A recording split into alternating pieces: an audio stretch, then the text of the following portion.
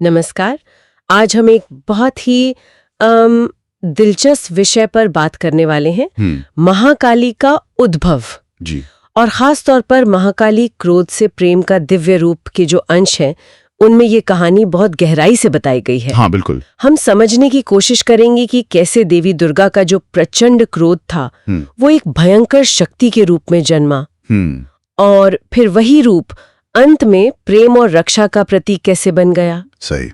तो शुरुआत उस समय से होती है जब धरती पर असुरों का बहुत आतंक था। हाँ, और खासकर वो रक्त बीज वाला असुर है ना। हाँ, रक्त बीज। उसको ब्रह्मा जी से वो अजीब सा वरदान मिला हुआ था कि उसके खून की एक बूंद भी गिरेगी तो एक नया रक्त बीज पैदा हो जाएगा। सोचिए जरा। बिल्कुल। देवता तो मतलब पूरी तरह से हार मान चुके थे, कुछ कर ही नहीं पा रहे थे। तो जाहिर है सब माँ दुर्गा के पास गए होंगे मदद के लिए। जी हाँ, और माँ दुर्गा ने युद्ध किया भी, पर ये रक्त बीज उसकी वजह से जैसे ही वो वार करती, खून गिरता और सैकड़ों नए असुर। हाँ, तो उनका हर वार जैसे बेकार जा रहा था, लड़ाई खिंचती जा रही थी।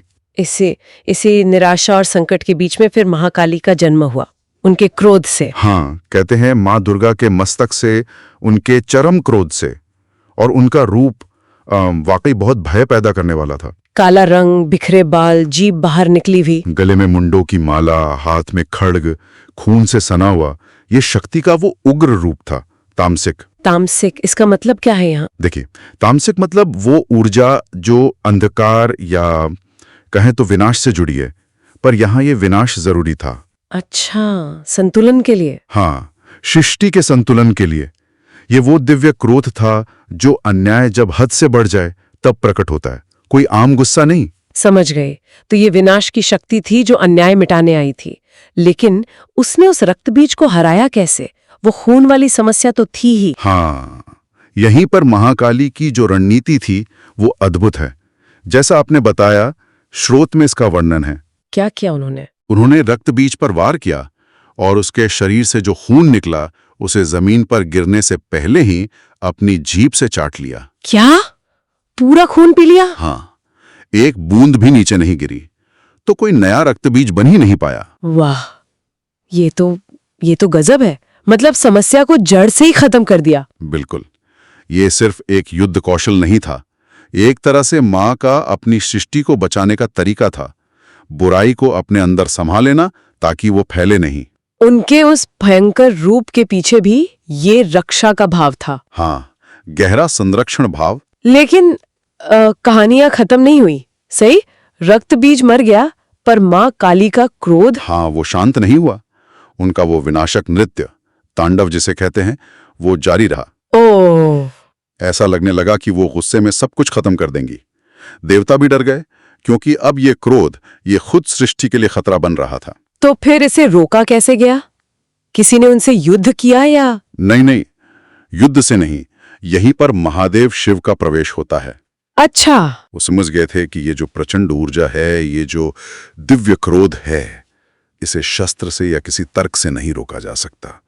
इसे सिर्फ पूरी तरह से समर्पण भाव से ही शांत किया जा सकता है। समर्पण? शिवजी ने क्या किया? वो बस चुपचाप गए और महाकाली के रास्ते में लेट गए, जमीन पर लेट गए। हाँ, और महाकाली जो अपने विनाश के नृत्य में पूरी तरह मग्न थी, उन्होंने ध्यान नहीं दिया और अनजाने में उनका पैर शिवजी की छाती पर पड़ गया। ओह। और जैसे ही उन्हें एहसास हुआ कि ये महादेव हैं, उनके पति, जिन पर उन्होंने पैर रख दिया, उनका क्रोध तुरंत शांत हो गया होगा। एकदम जैसे बिजली कौनी से हो, सारा क्रोध गायब। उन्हें अपनी भूल का बहुत पछतावा हुआ, शर्मिंदगी महसूस हुई, और कहते हैं इसी शर्म में उनकी जीभ बाहर निकल आई। वही जीभ जो आज भी हम उनके चित्रों में देखते हैं। हाँ, वही। तो ये वो क्षण था जब क्रोध करुणा में बदल गया। इस एक घटना ने सब कुछ बदल दिया। हाँ, देवताओं की, मनुष्यों की, सबकी दृष्टि बदल गई। हाँ। उन्होंने माँ काली के उस भयंकर रूप में सिर्फ विनाश नहीं देखा, बल्कि उसके पीछे की रक्षा की भावना को भी समझा। बिल्कुल, दिव्य मातृत्व को पहचाना। उन्हें फिर रक्षक रानी कहा जाने लगा। ये समझ आया कि उनका क्रोध भी भक्तों की रक्षा के लिए ही था। और फिर बंगाल, असम, इन सब जगहों पर उनकी पूजा इसी रूप में शुरू हुई। जी हाँ, शक्तिशाली, भयंकर, लेकिन साथ ही करुणामय। तो कुल मिलाकर इन अंशों से यही बात सामने आती है कि कैसे एक चरम क्रोध और डरावने दिखने वाले रूप के पीछे भी बहुत गहरा संरक्षण और माँ का प्यार छिपा हो सकता है। सही कहा।